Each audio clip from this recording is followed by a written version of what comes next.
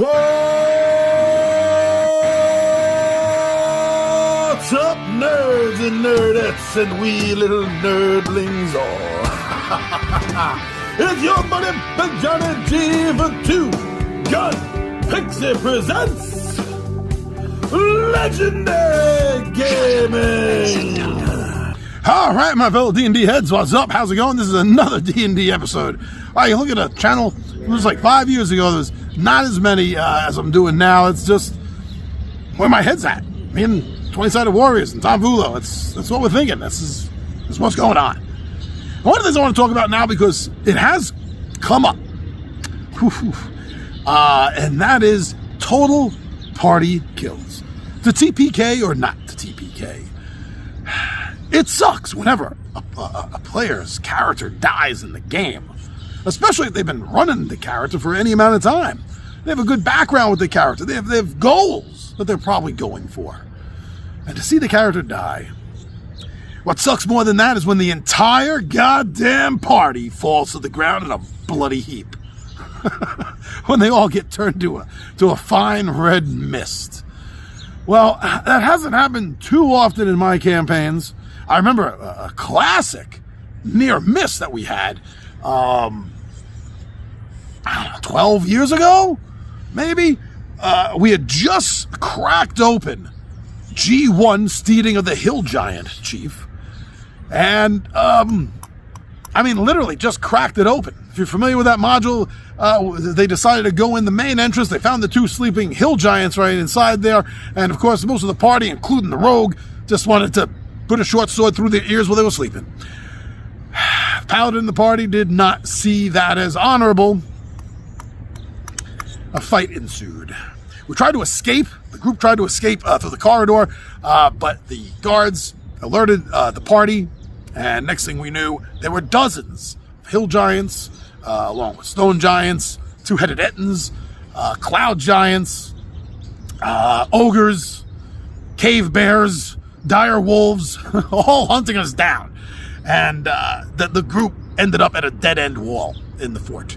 And thankfully, one of the players had a barbarian that had a gigantic war mallet, and it was had a few magical properties to sunder, and he used that to bust down the hole in the wall, and everyone escaped. Things aren't always that easy or lucky. Recently, we had another near incident of a potential total party kill. Spoilers here if you don't want to know too much, or one of the great big secrets in the Dungeons & Dragons 3rd edition module, Speaker in the Dreams. Spoiler, turn the volume off right now. So, halfway through the module, the DM is instructed to let the party think that they have completed the module, and that the town is throwing a party for them, which is what I did. The characters all had fun at the party, telling me how inebriated and what levels of inebriation that they got at, and then they left. And this is when the ambush happened. In the back alleys, a kill zone in the back alley, led by an ogre mage and a bunch of trained assassins, who were all sober and waiting for this fight to happen. The party did good. They stood their ground. They held strong for a while. But eventually, one of the primary attackers, our monk, he fell. He fell hard. I believe he was at negative 12 hit points by the time this happened, and according to 3rd edition rules, that's well past dying, and it's dead. At this point, the party was already outnumbered and a little bit overpowered. Things were not looking good. Two of the other characters were down very low in their hit points. And that's when I decided, well, I have introduced several NPCs in this adventure so far.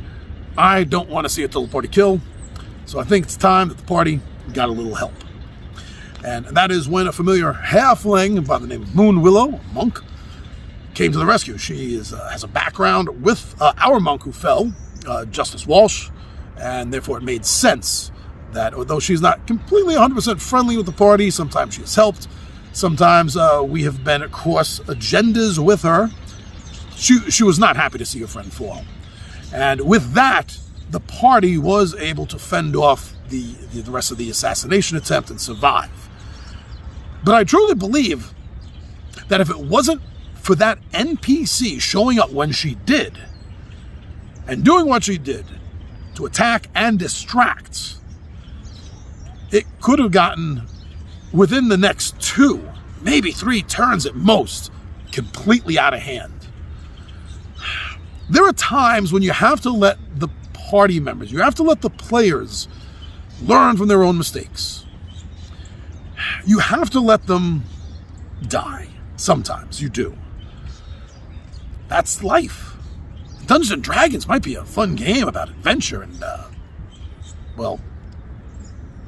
dungeons and, dragons. But life and death is every part of the game.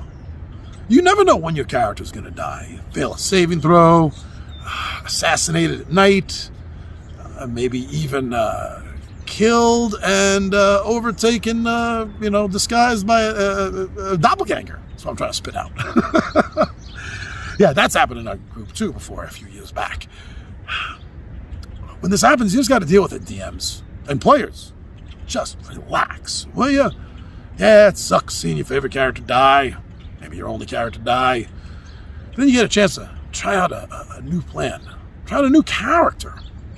I swear, outside of actually chucking the dice and playing Dungeons and Dragons, the #1 attraction to every damn player and DM is character creation. Creating these characters, thinking of their concepts, bringing them to life on paper, so to speak, is almost as fun as playing the goddamn game itself. I have spent days in the past just creating characters for Dungeons and Dragons and other role-playing games. It goes across the board. It's not just Dungeons and Dragons. When I'm talking about any RPG, I'm going to have a ton of fun creating characters. If somebody falls, well, look at this. I got 3, 5, 10 more to choose from. What's going to be best for the party? Balanced by what am I going to have the most fun playing? That's what it comes down to. So there are going to be times, DMs, players, there's going to be times when the inevitable is going to happen. You're going to die or your whole party is going to fall. And at this point, I really think it's up to the DM, whether he or she thinks that this is a learning moment, if this is something that can't be changed, altered, a course of fate, or something that can be with the simple introduction of a known NPC. Even a comedic character could have broken the tension and got some of the focus off of the heroes. It didn't have to necessarily be an ass-kicking little halfling woman. Any role could have fit that, because all the players needed was a breather. They needed a break for one round to be able to get their defenses up, heal. And that is what they got with Moon Willow. That is what they will get with any NPC that you are going to introduce to your party to save them from a total party kill. But on the other hand, I mean, really, how often are you going to do this? How many times are you going to go to the well? You can only, pull the rabbit out of your ass, so often. Before then, the players are going to expect it. No, this is something that can maybe happen on an individual level once and a group level once. After that, you can't let the players think that you're just going to bail their ass out of the fire every single time. Then it doesn't become a learning lesson. What stupid mistakes did you make that got the entire party killed? As an individual, or as a group, or as a duo, whatever. However it breaks down, what stupid thing happened or was allowed to happen? That's what I mean when I say a learning experience. But it's not going to be if you keep doing it. The only thing they're going to learn is that they have a guardian angel over their shoulders forever. You don't want the players thinking that. You don't want the party thinking that. Because then they're going to make unrealistic, stupid decisions in the game. And it's not as much fun. Really. If they know that nothing's ever going to happen to them, how is that really fun to them? I mean, it wouldn't be to me as a player or as a DM. It's like playing in God mode constantly. It might be nice for, a few minutes, a distraction, get some anger issues out that the game you couldn't beat, a certain board. But overall, to to just always know that, you're always going to be in God mode because the DM has your back. That's no way to play D&D. It's no way to expect a DM to run a D&D session. So those are my thoughts on something that, recently happened, recently came up in the party, in the group. And I know it's a subject. TPKs. So those are my thoughts on it and what I've done in the past when either individual character deaths or total party kills are right around the corner. Do you just let it happen? Or is there something you will sometimes pull out of your ass to save them? Hopefully once. If so, put it down in the comment. Let everyone else know. Maybe they need some ideas as well. Thank you for checking this out. I'm your buddy Big John AG for Two Gun Picture Presents Legendary Gaming, and I am out of here.